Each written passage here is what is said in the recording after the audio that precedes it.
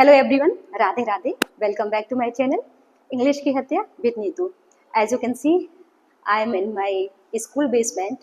It means something very special here. Actually, we are going to organize one Sanskriti Gyan competition. So, we have been working hard since morning to arranging all the things systematically. We will begin this program with the worship of Ma Saraswati, and let me introduce you to Sonal ma'am. She will host today's event. She is confident. Is this her first time? So she was nervous, but I give some tips and tricks. So she is confident now, and we all are very excited. And I will ask some question why these kind of competition important for student. So stay tuned with me.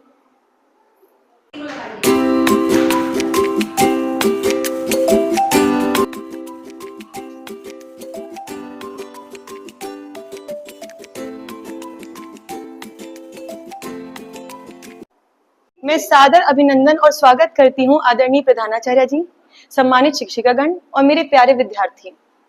आज हमारे विद्यालय के लिए बहुत ही अत्यंत विशेष दिन है। आज हमारे विद्यालय में संस्कृत गीता ज्ञान का आयोजन किया गया है। संस्कृत गीता ज्ञान, ये वाक्य सुनने में जितना छोटा है, इसका अर्थ उतना ही व्यापक है। संस्कृत, जो कि हमारी देव भाषा भी कही जाती थी, जिसने हमें माहेश्वर सूत्र द्वारा ओम जैसा एक अमूल्य निधि दी। ओम, जो हमारी मानसिक शांति और आध्यात्मिक प्रकृति का स्रोत है। गीता ज्ञान, श्रीमद् भगवद गीता, ये सिर्फ एक ग्रंथ नहीं है, ये हमारे जीवन जीने की कला है। ये हमें धर्म पे, कर्तव्य में, सहनशीलता और आत्मविश्वास के पथ पर चलना सिखाता है। हम गीता के ज्ञान के माध्यम से हमें यह पता चलता है कि हम कठिन से कठिन परिस्थितियों में भी स्थिर कैसे रह सकते हैं। जब भी गीता ज्ञान का जिक्र होता है तो हमारे दिमाग में एक श्लोक हमेशा आता है, जो हम अपने विद्यार्थियों को अलग अलग समय पे, अलग अलग भाषाओं में और अलग अलग तरह से बताते हैं। कर्मण्येवाधिकारस्ते मा फलेषु कदाचन मा कर्म फल हेतुर्भूर्मा ते संगोत्स्व कर्मणि।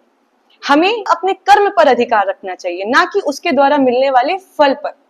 जब भी हम रिजल्ट्स का सोचते हैं, तभी हमारे काम क्या हो जाते हैं, हम अपने आउटकम को अपने आप कम कर देते हैं। ये बात हमें बहुत सालों पहले गीता में बताई जा चुकी थी, और यही एक कारण है कि आज विद्यालय में ये आयोजन किया गया है, ताकि विद्यार्थी गीता के ज्ञान को समझें और जीवन में उस पर अमल करें।